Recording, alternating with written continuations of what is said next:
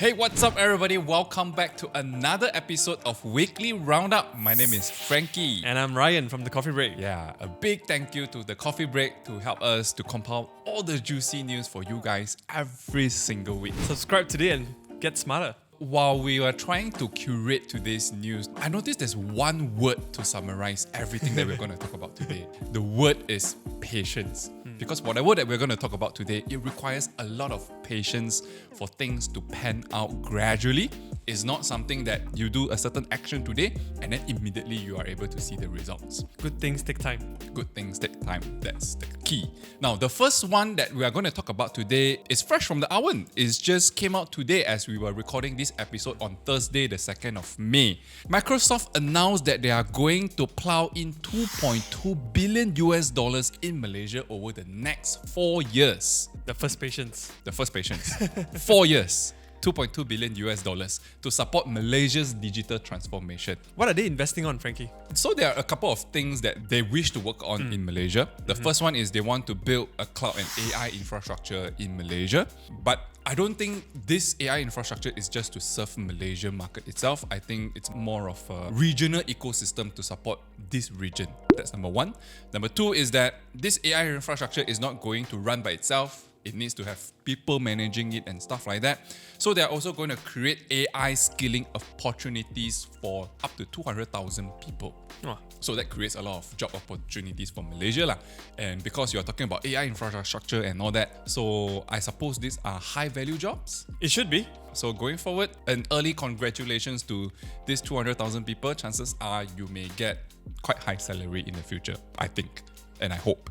And the third thing is Microsoft would like to establish a national AI center of excellence and enhance Malaysia's cybersecurity capabilities. I think that's one key area that we all, as Malaysian, we all hope for, because there are a lot of cybersecurity concerns about whether it is government initiatives or also private projects, right?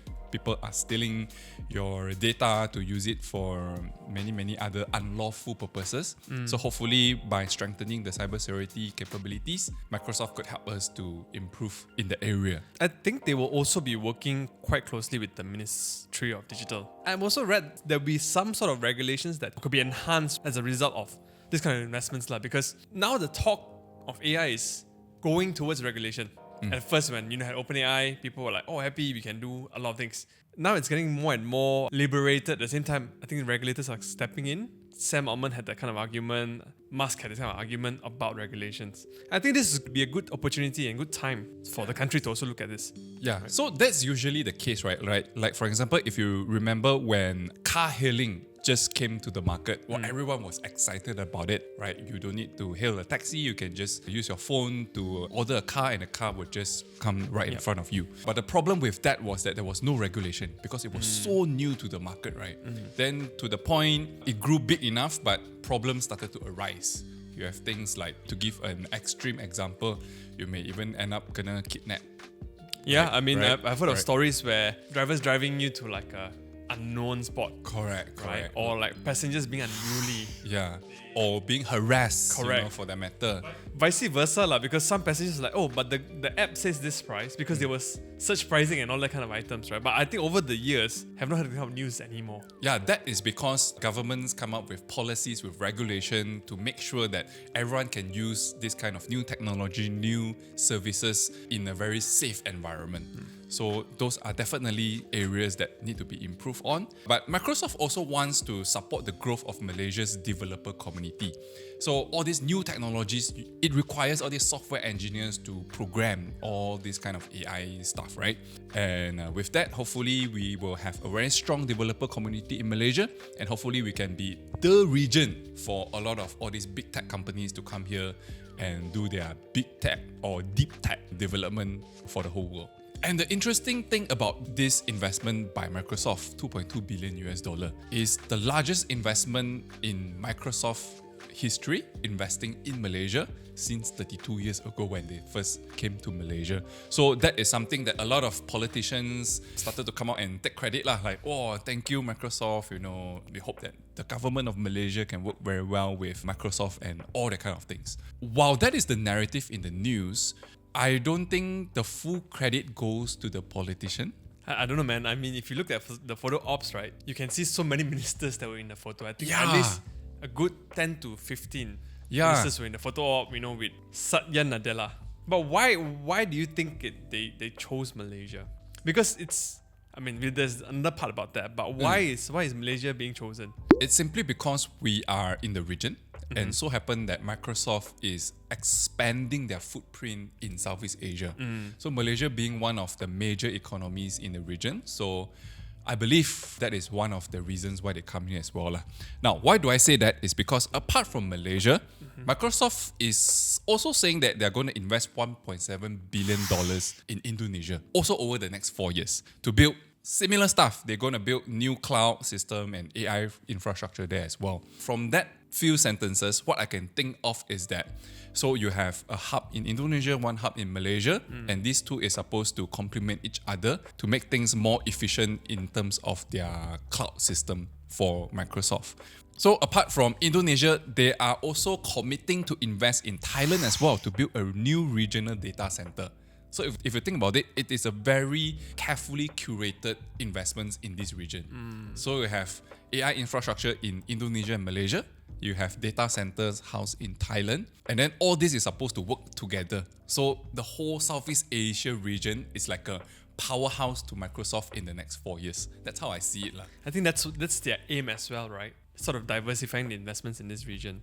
And I think the whole purpose of them investing also, they want to upskill and they see potential in this region, because I think if you look at the world today, the areas with growth potential mainly is focusing in Southeast Asia today, right? Look at Indonesia. Indonesia is going to be a powerhouse. Vietnam is going to be a powerhouse. Malaysia, hopefully to be a powerhouse. So again, patience. So that comes down to patient number 2, right? In order for all these to work, it needs to upskill the people in the country to work together on this project.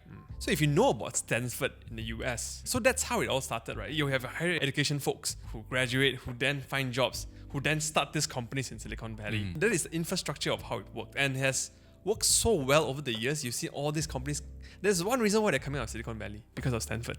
Like, I give you jobs, I give you grants, you create companies, you give me scholarships, give me bursaries or whatever, and then that cycle repeats. So that is a very effective flywheel, right? And you look at Malaysia as well, right? Malaysia is slowly getting recognition. The top 6 universities in the country have improved their rankings in the Times Higher Education Asia University Ranking. What are the top 6 universities? So the top 6 universities in Malaysia are the University of Technology Petronas, University of Malaya, University of Technology Malaysia, University of Science Malaysia, University Kebangsaan Malaysia, and University Putra Malaysia. Top 6 in the country. University of Technology Petronas actually jumped 11 spots to rank at 52nd compared to last year.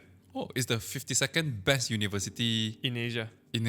Oh, that's not bad at all, huh? climbed up 1 space. USM, University of Science Malaysia, took a huge leap, right? 71 places, around ranking 99. So there are 4 institutes in Malaysia that rank top 100 in. And this Times higher education is it's actually a very famous list. Like, when I was choosing universities, I used to look at it sort of like a benchmark, right?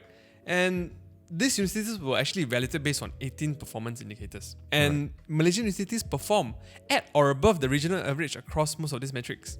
And they perform particularly well on 2 newly introduced metrics, which is the research excellence and the research influence. So again, it's the whole cycle, like you said, about patience, right? When you come up with good research, you can contribute to the economy, contribute to companies, and then companies will then contribute to the universities, and then that cycle, that flywheel will come into effect again. Malaysia did so well this year that the Chief Global Affairs, Phil Beatty, said while a number of countries' universities improved in this year's rankings, Malaysia's one actually did really well. And on top of that, just being a powerhouse to drive the economy eventually, it can also be a money-making machine. Take Australia, for example, which is quite known for its universities and education, right? Saw the sector adding 34 billion to its export revenue in 2023. So it's a big export business. So these countries like UK, the US, Australia, they're quite popular among Malaysians to study abroad if they have the chance to. But to get to higher education, the foundation must also be good. Do you agree? Yeah. Right. So I think last week, World Bank actually reported that Malaysia's education system, the primary and secondary ones, are not doing too well, because World Bank highlighted that Malaysian children, despite spending 12.5 years in school, actually only achieve about 9 years of effective learning. So that's 1/3 of learning, right? That is has gone nowhere. Imagine Interesting. so you spend 12 years in school, right? But Right. it's only, about 9 8 years of effective learning. Correct. Right. And we appear to lag behind Vietnam, Oh dear. right? Vietnam children receive 10.7 years of learning out of the 12.9 years in school. And this is despite being less academically affluent. Former Minister Rafida Aziz actually said this is worrisome and actually asked for immediate reforms in the education sector. While the current education minister, Fadlina Siddiq, said the issue is really about overcrowded schools in Malaysia, right? And it's asking, to do makeshift classrooms. I don't think that is the root cause of this lag in learning, right? It's more of the syllabus. What kind of syllabus are we putting out there? Are kids interested in the syllabus we put out there anymore? Is it relevant in today's society? That's also one thing, right? Because you can have a lot of education content, but is it relevant in today? That's also one. So this is where it gets interesting, right? On one hand, the World Bank criticizes our education system. But on the other hand, we have improved ranking in terms of our university ranks. So the only thing that I can think of why this thing is happening is perhaps there are more foreign students coming from overseas to Malaysia to study, and they contributed to the research and development together with the universities. So therefore, they're able to develop maybe new thesis or whatnot. So therefore, it helped Malaysian universities to improve. But at the same time, our local folks did not receive that well of an education back in primary and secondary school. So that's how I can derive on the two stories that you are trying to piece together. I think it can be summarized that way, and it's also about the quality of teachers, right? Look, I'm not questioning the quality of teachers we have today, but where all the good paying jobs are today? They're not in schools. That's true. Right? They're That's all true. in corporates, they're all in tech companies, you've got your businesses, they're all paying better than what a school teacher would get paid. And it's just a reality, right? Because as things get more and more expensive, what would one do? Other than the pension that is waiting at the end of the rainbow for Malaysian civil servants. But most people today, they sort of want to get a comfortable life, and being a Correct. teacher can get a bit challenging, I would assume. Maybe one of the reforms that we need to do is to come up with better reward structures for teachers to encourage more people to join the education industry, right? To train people, to train students and give them good education. And then with that, hopefully it can jive well with our first story, Microsoft. They are able to tap on Malaysian talents, and then they can build the country into a technology powerhouse. Yeah. It's still lacking of a long-term and permanent systematic approach, which takes patience. Yes, correct. And that leads us to the third patient stories, right? Okay, so this week, Meta actually announced their quarterly results. It was fantastic, but unfortunately, the share price reacted differently. The share price actually plunged. And that's very much got to do with what happened during the earnings call. Mark Zuckerberg, instead of giving more updates about what it has to do with the advertising business, because if you think about it, Meta's business, 98% comes from advertising. So the market is anticipating to hear a lot about what are the outlook of this industry. But instead, Mark Zuckerberg went ahead and talked about his AI venture, metaverse and things like that. Things that he already burned a lot of money. And looks like he's ready to double down on this effort, which is not what the market wants today, right? I mean, if almost everything of your business relies on advertising and you're talking about something else, maybe it's just out of topic lah. It just doesn't jive lah. It doesn't jive, Right, right? and it's sort of like a story of 2021, 2022 again, right? Correct. Where Facebook, which is then called Meta, which is then Correct. changed to Meta. I think because they were going into the metaverse, and they also purchased Quest, I believe. Yeah. Right? So that investment, I don't think it did too well. Not many people are wearing the Quest VR today, right? Yep.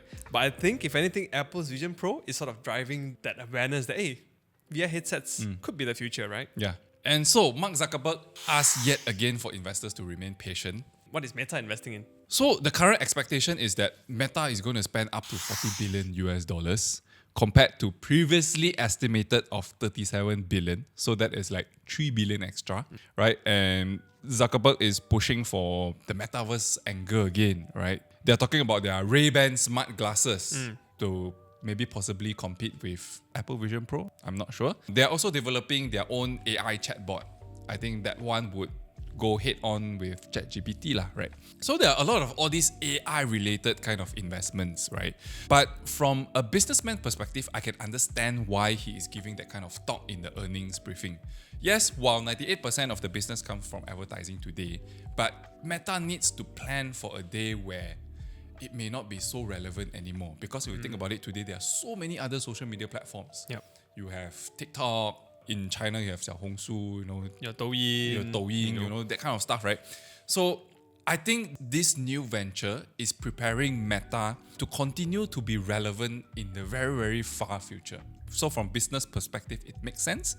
But yes, I think it needs a lot of patience for all this thing to materialize. And the thing here is we may not even see all these ventures come to fruition because these are all experiments to a certain extent. So sometimes they are good technology, but the timing is not good. It really depends on how the market perceives what Meta is developing at this point. So as a result, the market didn't like that earnings call. The Meta stock price gonna hammer. It was down 15% following the announcement.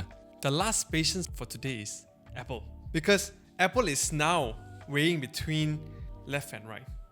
Should we go for OpenAI or should we go for Google Gemini? But this is to be put into the next iPhone, is it?